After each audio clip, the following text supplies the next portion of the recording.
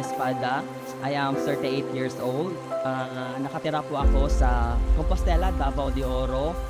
I've been a loan consultant for 2 years now.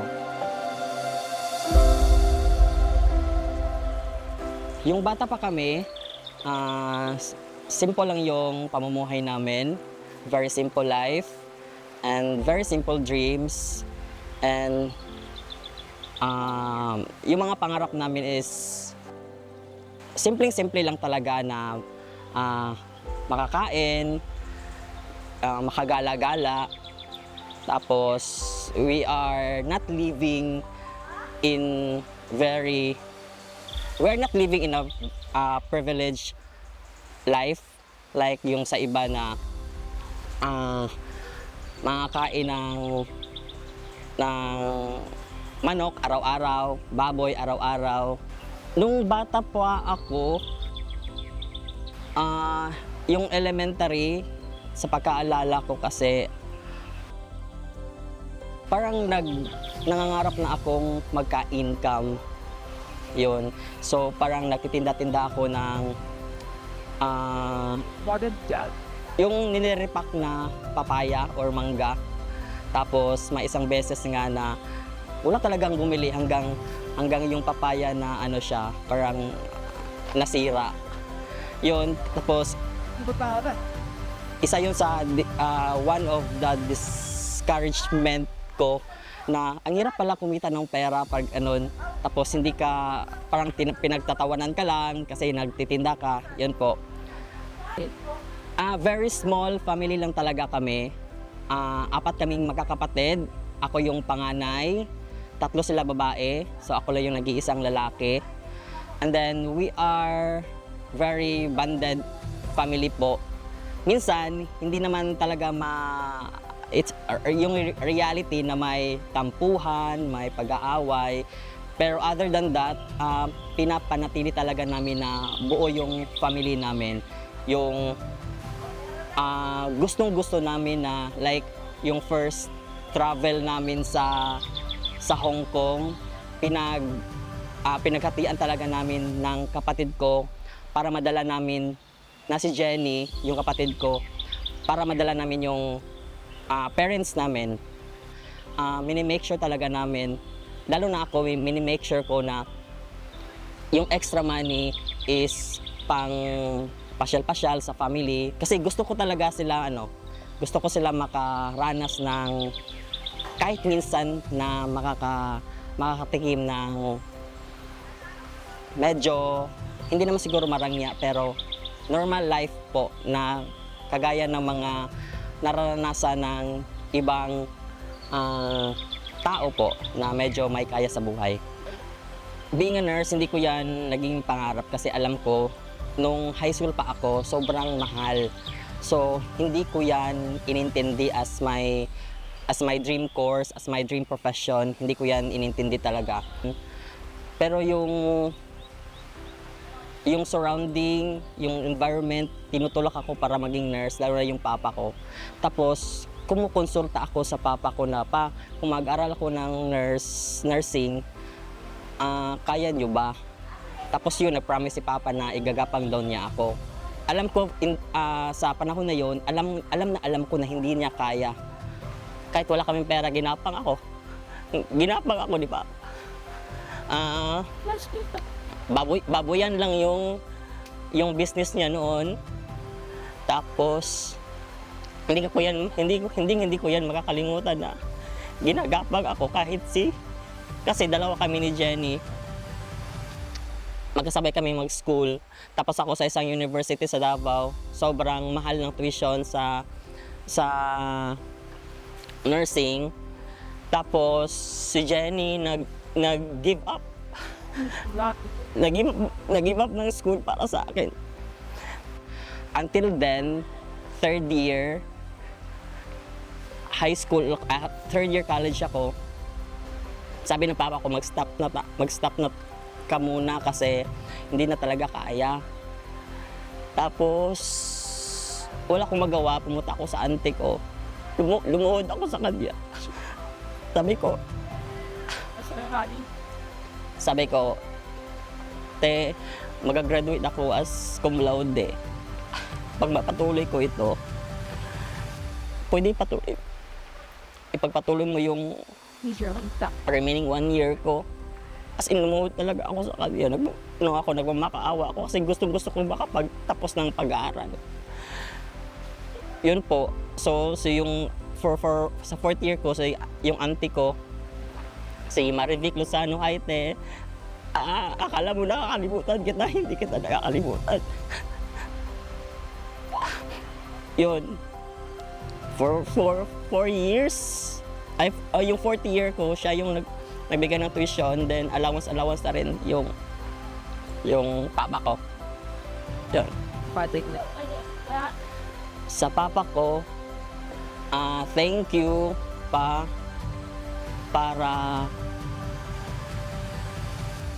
mapag-aral ako.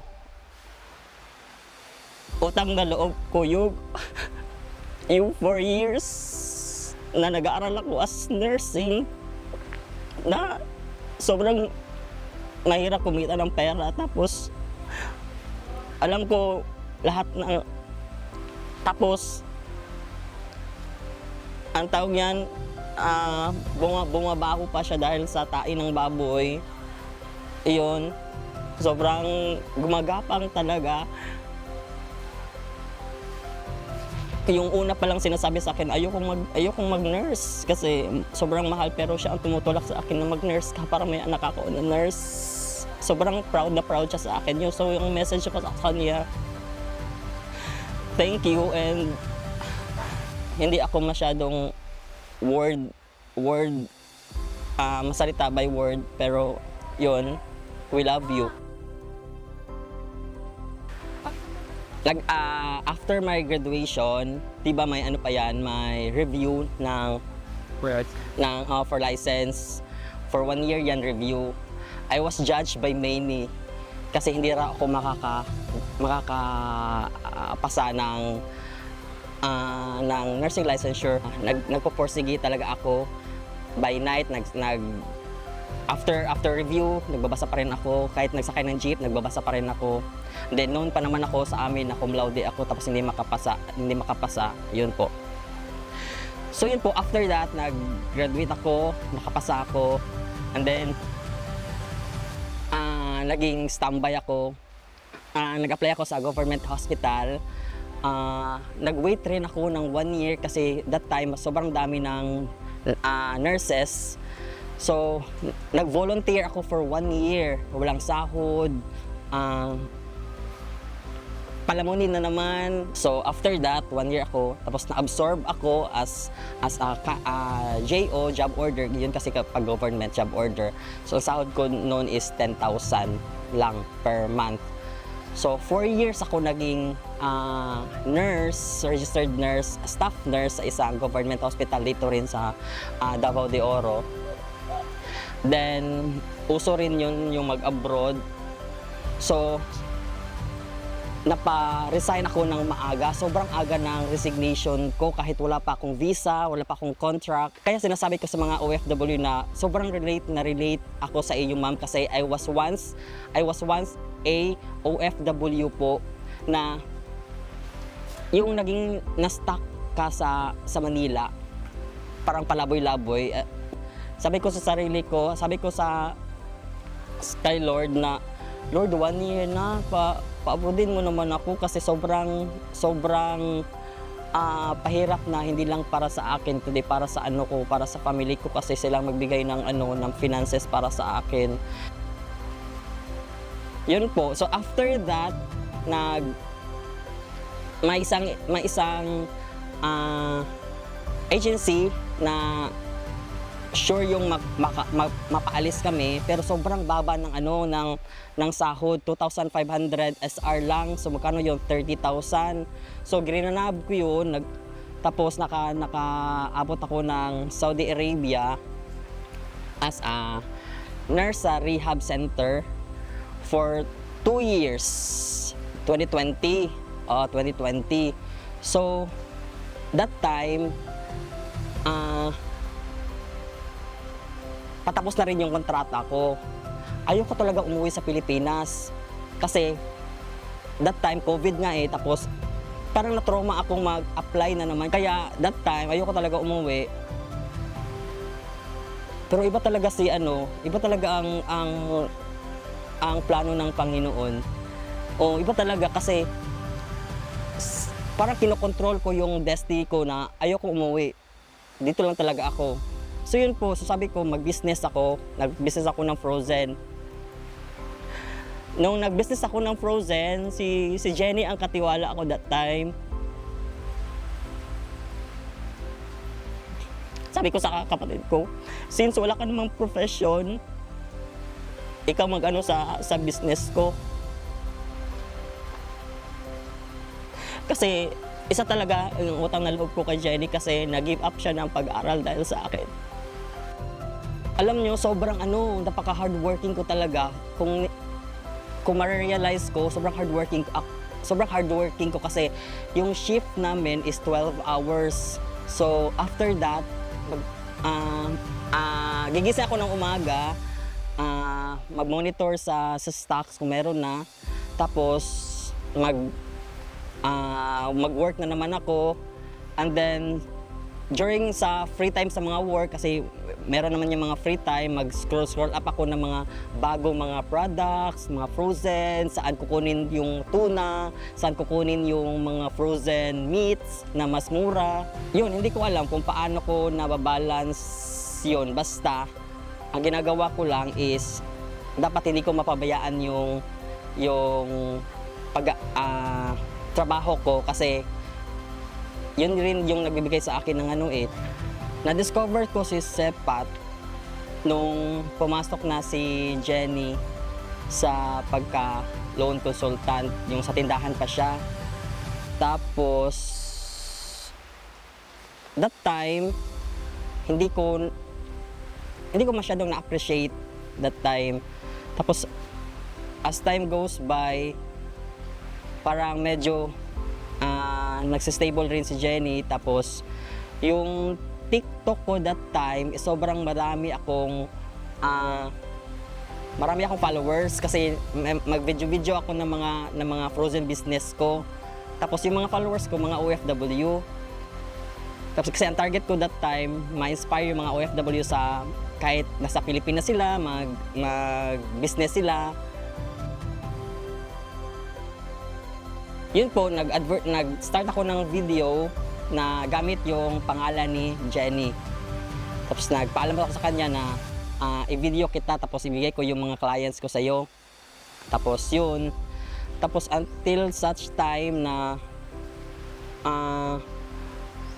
sobrang napapagod na talaga ako sa hospital. Sobrang pressure ako, na-stress ako kasi sobrang maraming patients.